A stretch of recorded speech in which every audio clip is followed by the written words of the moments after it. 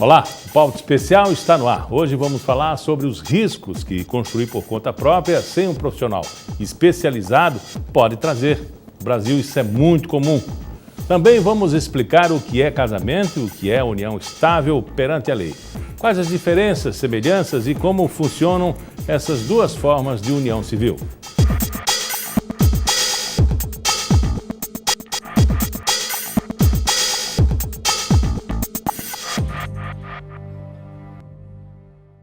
Sabe aquela história do puxadinho? A família cresce e é preciso aumentar a casa para caber todo mundo?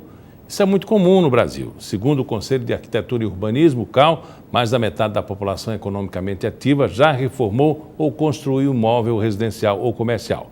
85,4% dessas pessoas fez isso por conta própria, sem assistência de um arquiteto ou engenheiro, que são profissionais capacitados para esse tipo de serviço. Além de ser contra a lei, esse tipo de ação preocupa, pois o imóvel pode apresentar riscos a quem vive neles. Para falar um pouco mais sobre esse assunto, eu recebo o conselheiro federal do CAU em Alagoas, Heitor Maia. Primeiro vamos definir qual é a atividade do engenheiro e do arquiteto nessa questão da reforma. Por onde a gente começa? Pela arquitetura, pela engenharia? Bom, em primeiro lugar, meus cumprimentos, Miguel, e cumprimentos àqueles que nos ouvem. Com certeza, o processo começa pelo planejamento, né? Toda a construção tem que começar por um planejamento.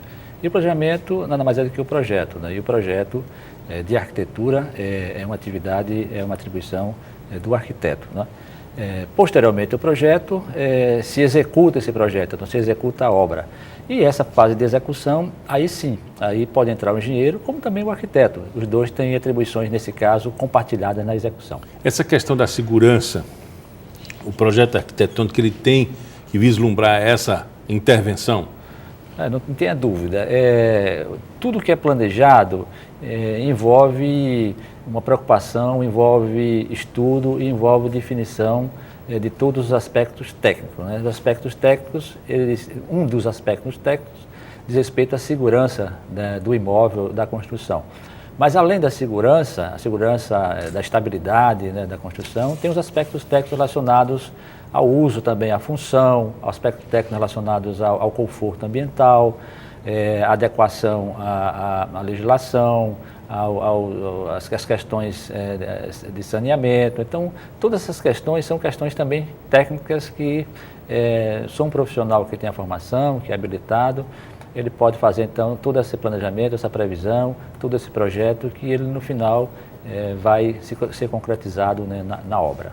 A gente percebe que em muitos casos, e o noticiário nos traz isso, no Rio de Janeiro um grande problema no edifício por conta de uma reforma. Essas reformas são perigosas se não contempladas, esse aspecto aí da segurança, da praticidade, do conforto, enfim. Não, é importante, é fundamental. Mas a gente imagina o quanto não acontece de problemas, de pequenos desabamentos nas construções das periferias que não são notificadas. A gente só toma conhecimento, né, através dos grandes acontecimentos, das grandes catástrofes, como ocorreu nesse edifício em 2012 no Rio de Janeiro, né, onde estava se realizando uma reforma num edifício sem um profissional qualificado, feita por uma pessoa ligada à administração da empresa, e que comprometeu a parte estrutural, e o prédio veio abaixo, e não só ele desabou, como também comprometeu, se não me engano, mais dois edifícios. Então, essa preocupação primeira, talvez a maior com a segurança, ela existe, e o Conselho de Arquitetura e Urbanismo do Brasil e de Alagoas tem tido essa preocupação de alertar. Tanto é que no mês passado, nós deflagramos uma campanha junto aos síndicos dos prédios, né? Então foi feita uma cartilha de orientação aos síndicos, orientando-os no sentido de que qualquer reforma que venha a ser feita nas edificações dos edifícios, elas têm que ter um responsável técnico. Então, os síndicos já estão conscientes disso. E eles são responsáveis legal também, eles são corresponsáveis legal. Então, a partir do momento que a gente fez esse tipo de trabalho, a gente espera que os síndicos atuem no sentido de evitar que ocorra, pelo menos no Estado, né, esse tipo de situação, reformas serem feitas por leigos e que, assim, trazendo risco, né, à população, trazendo risco àquela comunidade em que a reforma é feita. Vamos falar assim dessa situação de reforma e de desastre, começar pela avaliação da obra. Às vezes se recebe a encomenda de que reformar uma sala, transformar um quarto numa segunda sala e unir as duas situações. O que o profissional deve avaliar primeiro quando ele recebe essa encomenda?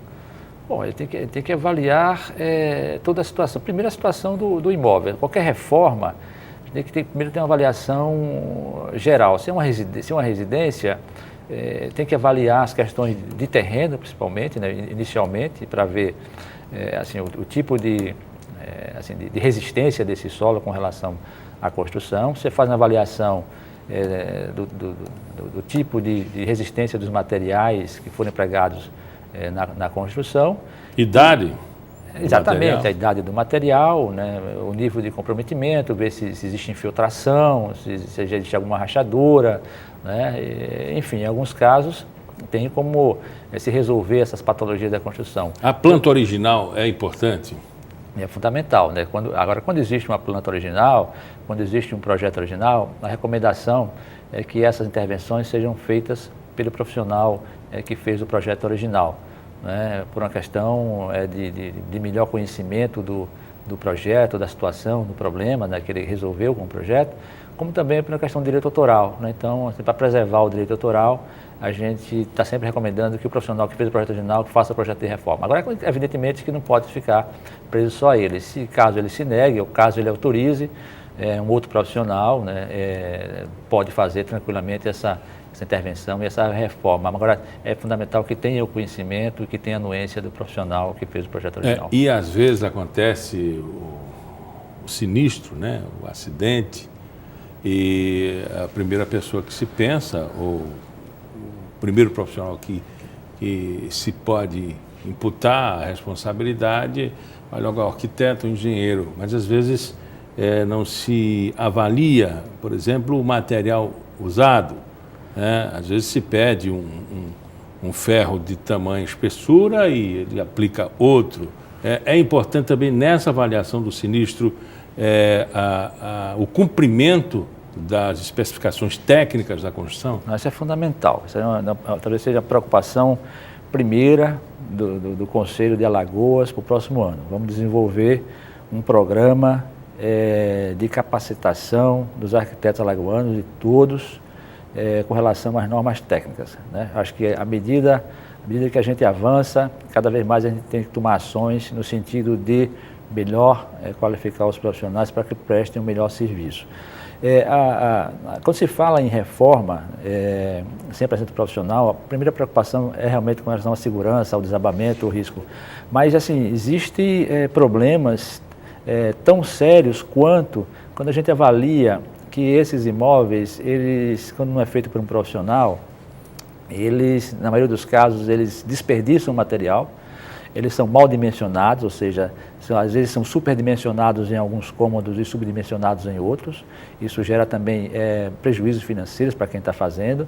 E materiais também. Então, os materiais, eles precisam de uma especificação técnica de um profissional que conheça a resistência do material, a sua adequação, né, e o seu emprego específico, porque na arquitetura existe um grande grau de contextualização do problema. Então, não existe um problema absoluto, onde um tipo de material ele é um material ideal para qualquer situação. Não, pelo contrário.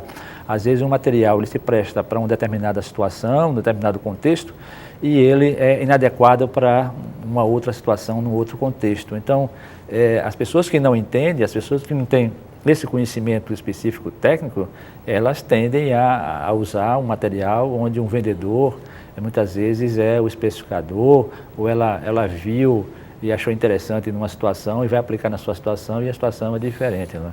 Então, esses aspectos eles são tão importantes quanto também os aspectos de salubridade. Então, um projeto bem elaborado, ele leva em consideração as questões de iluminação natural, as questões de ventilação, e essas questões são as questões que estão diretamente ligadas à saúde, né? Assim, o aproveitamento das questões naturais de ventilação, o lançamento adequado do sistema de esgoto, lançar o sistema de esgoto na rua, isso também gera problemas de ordem de saúde pública, né? E a própria geometria dos espaços. Muitas vezes se cola as edificações umas às outras, onde poderia ter corredores de ventilação, então gera problemas urbanos também, assentamentos onde as edificações individuais terminam somando e acarretando problemas de circulação, de ventilação urbana. E tudo isso sendo obedecido a um plano diretor da cidade, né? Exatamente. Então, essas autoconstruções, elas não levam em consideração essa questão legal.